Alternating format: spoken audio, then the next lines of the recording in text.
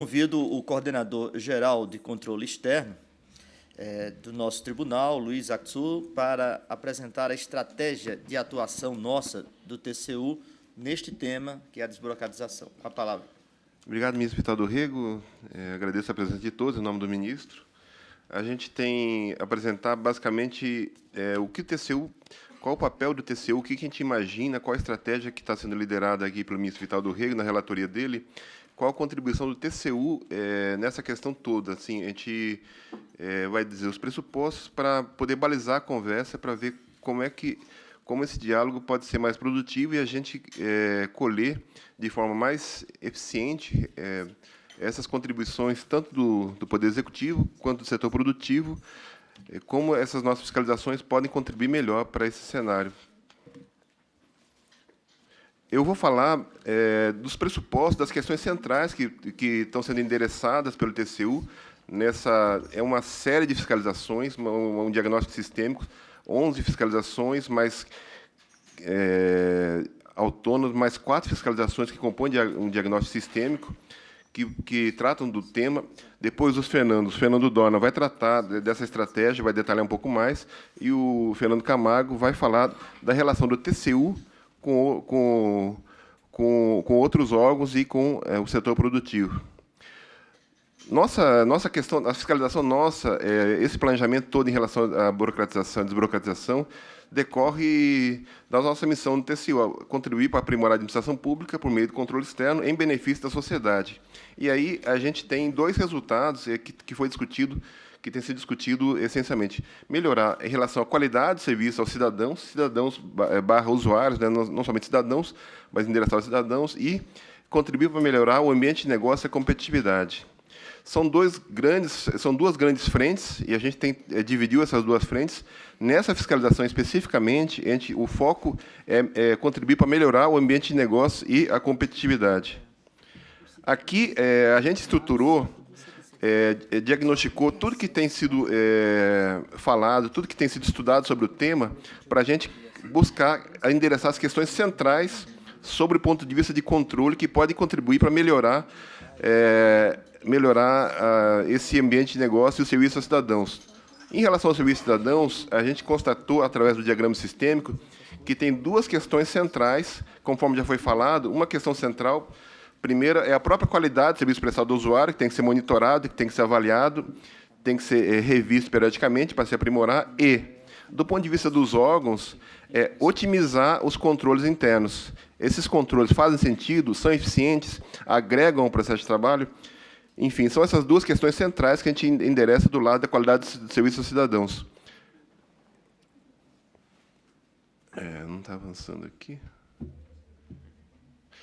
Bom, esse aqui é o diagrama completo. A gente chamou esse estudo de diagrama sistêmico porque, quando você muda um aspecto, a gente, do ponto de vista do controle, a gente descobre que essas questões afetam outras. Então, por exemplo, quando a gente coloca um controle, esse controle melhora aquele risco do processo de trabalho sair em desacordo com o que estava colocado. Só que isso aumenta o custo para o cidadão, aumenta o custo para as empresas, você tem um feedback negativo. Aqui no diagrama sistêmico, a gente colocou todos esses aspectos, é o diagrama completo que a gente estudou para chegar nessas questões centrais, que é a qualidade do serviço prestado ao usuário e a otimização de controles internos. Conforme foi falado aí, em relação à produtividade e competitividade, extraído das falas, a gente tem a questão da qualidade das instituições, da credibilidade das instituições, é um papel-chave nessa questão da relação governo. É mais uma questão, aliás, que transcende a governo, uma questão de Estado, a qualidade das instituições em relação aos cidadãos e ao setor produtivo. E outra questão central que o TCU, que o controle externo pode contribuir, é a qualidade da regulação. Como é que se dá essa regulação do governo para as empresas? Quando a gente fala de regulação, vai desde a abertura da empresa, como é o índice do INBIS, até o fechamento, licenciamento ambiental, o sistema de controle de tributos, a concessão de créditos, tudo aquilo que afeta o dia a dia das empresas, e como é que o governo pode atuar, só que atuar com o menor ônus possível às empresas, no menor tempo possível, de forma a essa relação ser mais eficiente e o país ser mais competitivo. Aqui estão as questões, são as demais questões, colocado o diagrama sistêmico. Aqui, então, disso tudo, a gente conclui o seguinte: quando a gente fala de burocracia, a gente tem duas acepções. Burocracia, no sentido weberiano, mais clássico, burocracia é uma coisa boa, porque pressupõe a impessoalidade. O Estado age de acordo com a impessoalidade, independe se é A ou se é B, ele age de uma maneira buscando eficiência. Mas a burocracia também tem uma acepção de uma coisa ruim, excesso de burocracia. A gente, então, do ponto de vista do tribunal, não se trata de menos controle ou mais controle. A gente está falando de melhores controles, que é a faixa verde aí. Então, quando a gente coloca aqui na faixa esquerda, a gente vai o seguinte: se falta um controle relevante, você acrescenta esse controle, você tende a melhorar a eficiência.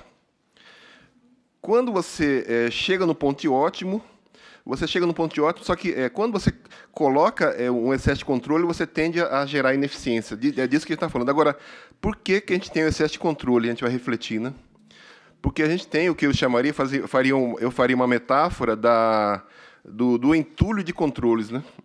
Os controles que a gente vai colocando, e assim, o Tribunal de Contas, os órgãos de controle têm que fazer essa revisão periódica, que alguns controles, principalmente no mundo de hoje, que as coisas mudam tão rapidamente, alguns controles deixam de ter sentido e a gente tem que fazer essa revisão periódica. Então, a gente está falando, quando a gente discute mais controle, menos controle, existe um ponto de ótimo que a gente tem que buscar uma agenda permanente, uma agenda de Estado, em que o país tem que ser competitivo, buscando, no caso aqui, a agenda nossa, quem está buscando é combater esse excesso de controle que onera o setor produtivo. Vou passar aqui a palavra agora para o Fernando Dorna.